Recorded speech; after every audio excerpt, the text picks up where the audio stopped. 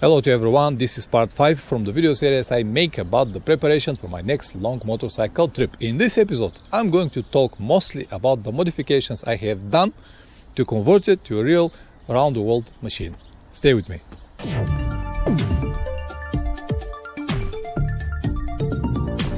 Welcome back. If you don't know me, my name is Pavlin, I'm a motorcycle traveler. In this channel I usually upload anything related to long motorcycle trips, so you might consider subscribing.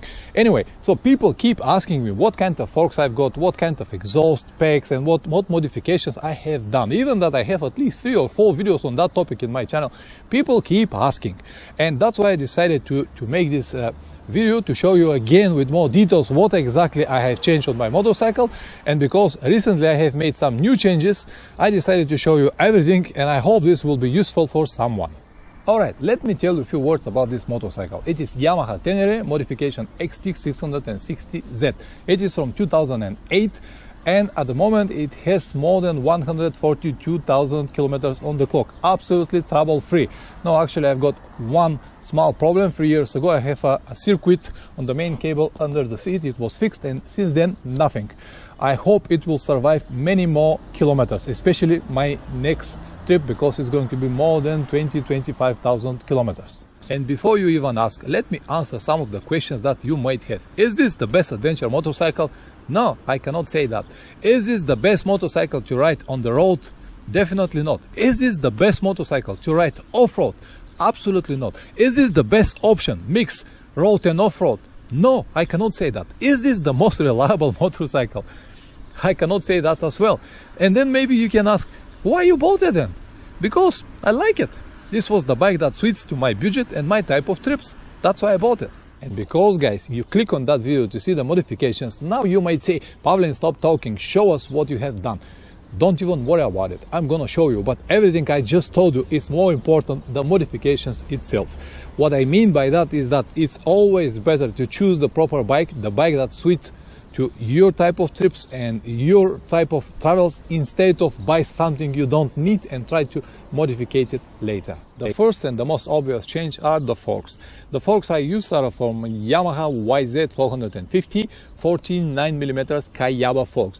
And because of the weight of the motorcycle, I have 200 kilograms and they are designed for a motorcycle 120 kilograms, I need to change the springs inside. The front fender I modified, it's from a KTM 990. I have to make a lot of changes, include to add some plastic extensions here just to protect the forks. It works well, but it's not perfect. I talk a lot about the modifications in one of my videos and you can watch it here. And of course, when I change the forks, I need to change the tripod clamp as well. This is the original tripod clamp from a Yamaha YZ450, and because the stem in the column was different, I need to remove the original stem on press and then press inside my stem, the stem from Yamaha Tenere. Let me show you from the top how it looks like. It's not really visible, but this is the original tripod clamp from Yamaha YZ. I also need to modify the locking mechanism because it was not working, so I need to drill up a new hole and make some changes. When I change the forks, I also install this pressure valves here on the top. And basically after a few hours of ride or a few days of ride, you have to press this to release the pressure from the forks. And because, as I said, these forks are not designed for this type of motorcycle, it's very useful to release the pressure inside and eventually to keep them to last longer. After I changed the forks, the next on the list was the wheel, because I cannot use the original wheel with this forks, so I switch it to XL rim, very light, 21 inch, and I change it from 2 brake disc rotors to 1. It is 320 millimeters. It works very well, not exactly like the tube discs, a little bit less power, braking power, but it's still alright for me. I don't ride fast. And when I made this conversion, I also need to change the brake caliber. I have a Nissan brake caliber. The original were 2 and they were Brembo. Now I have Nissan only 1, and I also need this adapter because of the big disc, because the original Yamaha YZ is with 250 millimeters, very small brake caliber, and I have it at the beginning for a few days, but it's just not enough, and that's why I changed it. And since I made this change, everything is alright. I also have only one brake line now. You can see it, only one here. I have this steel brake line, and I have this holder here from Zeta or whatever was the name, I don't know, but it's really worked well to guide the line here. And I have this plastic pipe. Let me show you here from the top. It's go like this and just reroute the cable, so the cable do not touch the bike all the time, and eventually to protect it from to be damaged. And as you can see, it is very brown now, because here somewhere here the top cover was cut and the water went inside, and this is actually a rust. The inside, it's not compromised, but I'm gonna change it anyway. When I changed the forks, the wheel and the tripod clamp, the most obvious next was the handlebar.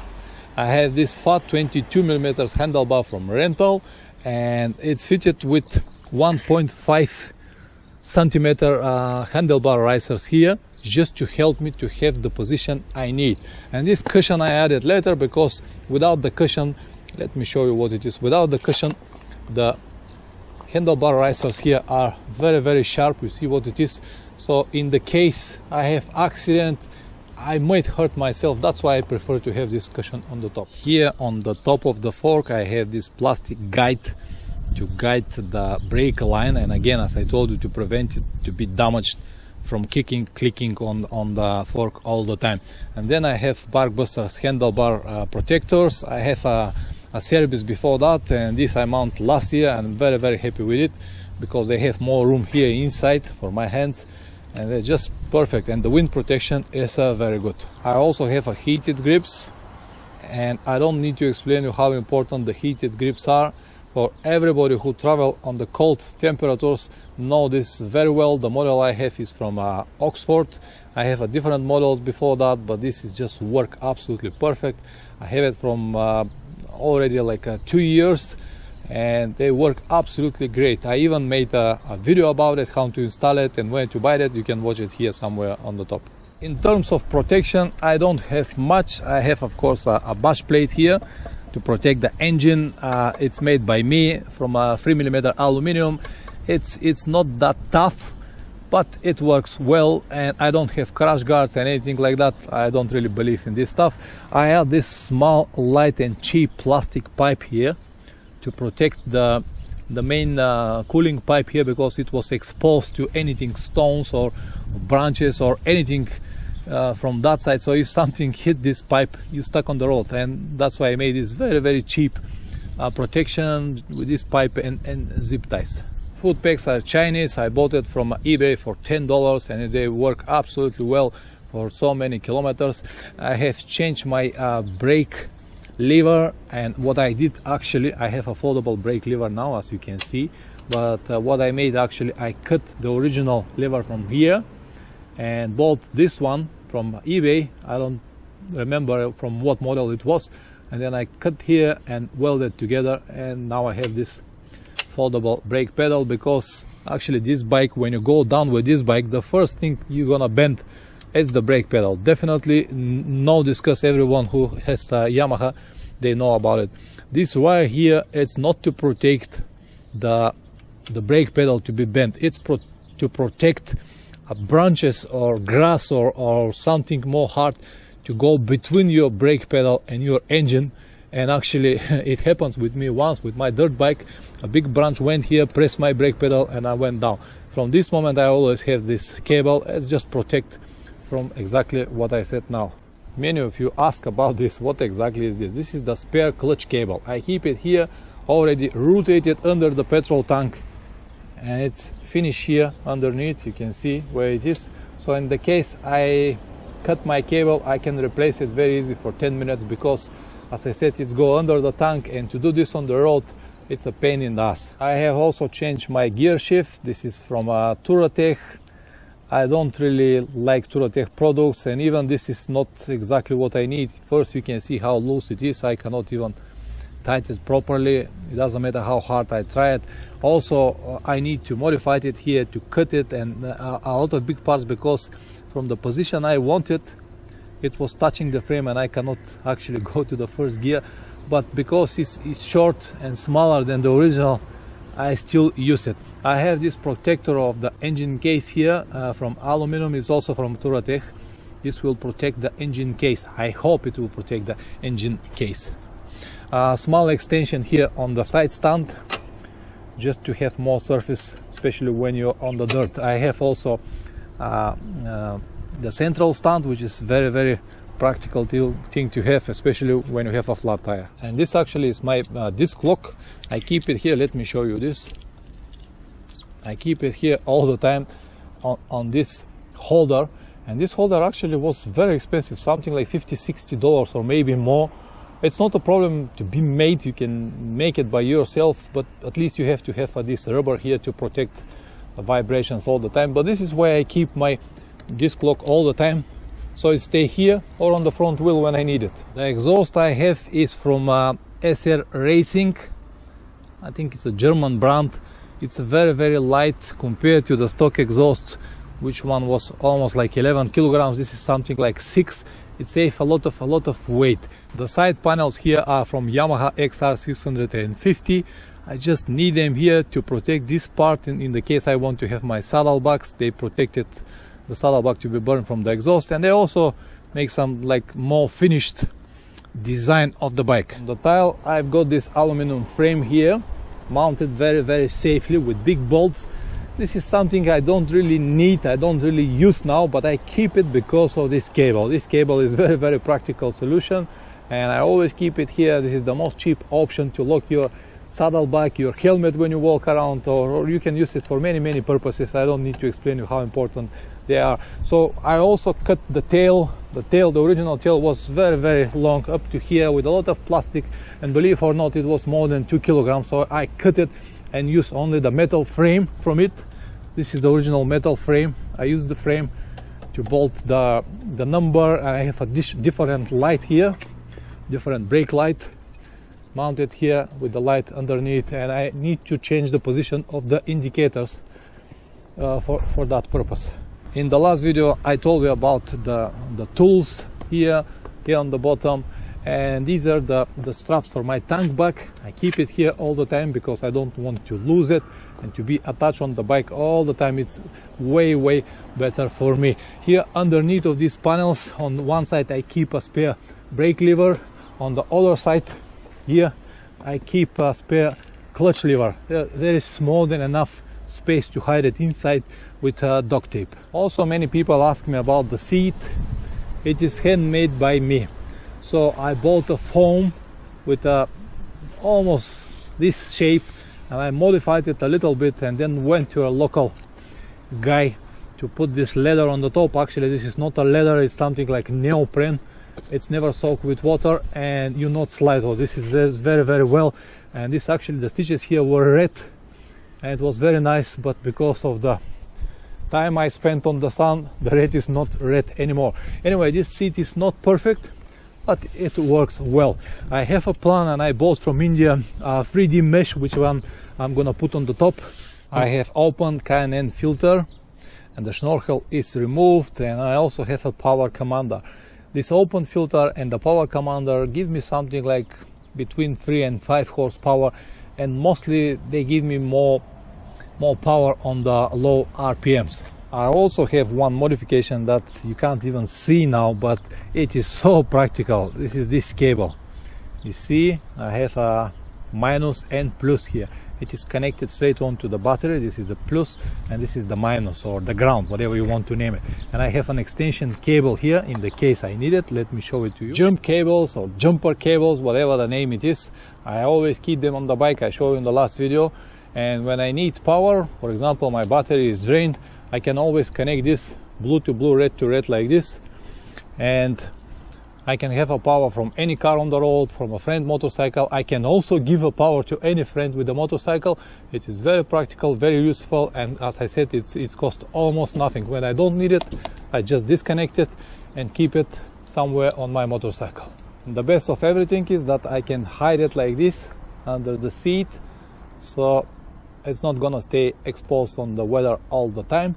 And some people say that this is not thick enough, you need more powerful cables and stuff like that. This is absolutely not true. The battery is not that big, and I have tried number of times and it works absolutely without any problems. Even if I feel something like that overheat or some sparks, I can always remove it from here, and that's it, the game is over. So this is absolutely practical, proven modification, and I highly recommend it to each and every one of you, because when you have all of your luggage, everything already put here, and you're somewhere on the road and you run out of battery, the last thing you're gonna need is now to remove all the luggage, just open the seat, try to find cables, which is almost impossible. That's why I want to have this fast access. I haven't done anything with my shock absorber. It is still the original Yamaha Tenere shock absorber. Never felt, never leak. It's always worked without any problems, but always keep in mind that I travel very light. I have this small carbon extension on the fender just to protect the water to go directly to my engine. This is the dashboard. Here on the left hand side I have a thermometer. It is 12 degrees today. We even have some sun, so I might go to right a little bit later. And on the right hand side is a voltmeter. So when I have the ignition, I can see what is the situation with my battery, and when I start the engine, I can see what is the voltage, and usually it's around 14 to 14.4, but it shouldn't go under 13 when you're idling, because this will be the indication of the failed voltage regulator. And it's good to have this option to monitor it all the time. On the top is my GPS holder. It is from SV Motech. You can see it here. It was not cheap, something like almost like a 50 euros, but it's a very good quality. It's not a completely waterproof, but at least the zips are very well protected, so it can survive a light rain. The GPS I've got is a very simple basic Garmin. It's not a GPS for a motorcycle, but it's worked absolutely fine with me with this cover. Let me remind once again how important is the position of your GPS. When you have it here, even if you look on it, you still have your side view, what's going on the road. When you have it down there, even if you move your head just for a second, look at this, second and then on the road, second here and then on the road, second here and then on the road. But 1 second can make a big difference in your safety. Always keep your GPS as high as possible on your eye level. Alright, one of the problems I've got, or one of the solutions I need to take, was about how to charge my GPS. Because you know, you cannot rely on the battery. After a year or two, they don't last more than 30 minutes, and you have to charge it somehow. The easiest way is to use this 12 volt sockets. The problem is that after a year or two they rust inside. You can see what is inside, so you have to clean it or replace it. Even when you have a cover, it doesn't matter, because the cover, it's closed only when you don't use it. When you use it, then all the water go in, and after a few months it gets rusty. I used to have two, one here and one there. I'm gonna tell you more about this modification I have made, but they both rust at the same time. So as I said, if you have a GPS like this, not something original like BMW we've got, you have to charge it. And the problem with Garmin is that they have a very big charger. If you ever had a Garmin, you know that you need this charger to charge your GPS. So I know one guy told me about option to charge it with a simple USB cable, but again it's need to go to one of these chargers, so it doesn't really work for me. That's why I decided to make the modification, and actually I made it already, and this is what I'm gonna talk about it. So what I have done, I bought one of these as a spare cable, and I hide it here inside of this panel. When you open this panel, there is more than enough space inside, so I connected directly to my motorcycle. I'm gonna show you after a few minutes what I have done. And the cables I reroute from here, the connection cables, they went here inside, and I connected to the power of the motorcycle. And what is the best of everything is that they have power only when I have ignition. Let me remove this panel and to show you what I mean. Alright, you can see what it is. I use some of the cables from the bike. I have this splitter here, so two cables came from here and they go to another side, but I connect to this splitter the cables from my GPS charger, and this is the cable for my voltmeter. So when I have ignition, I always have my voltmeter work and my GPS work. And of course I understand this can be made way more intelligent, but this is what I done and it's fine for me. What it happens usually after a year or two, because this splitter is not waterproof, it gets some rust, but I just replace it and this is fine for me the rest. And what is more important now, I don't know how you're gonna be able to see it, but here inside where my original plug socket, 12 volt plug socket was, I stick on the top a plastic transparent window, and from here I can see inside the light of the charger. So when I see the light is on, I know that power is coming, and if the GPS doesn't work, it's going to be the problem here, not with the connection. And someone might say, yeah, but this is very risky, you can have a circuit or something like that. No, I cannot, because here where the charger is, the charger itself, it has a fuse inside. So I have a fuse inside, and because it's go to the system of the motorcycle, I have the fuses on the motorcycle as well. So there is no any danger to burn something or compromise your electric system. And once the connection is established, everything is alright, because I use the original cable, which is even with this L shape, so I can connect it to the GPS and have power all the time. And this will help me to have my GPS when I need it. That's it, guys. These are all the modifications I have done so far. I have some new ideas, but of course I will let you know. If I forgot to talk about something or you have any additional questions, let me know in the comment section below. I will try to help you. If you want to learn more about what modification works and what not, watch this video here. It will give you a clear idea what you need and what not. Ciao.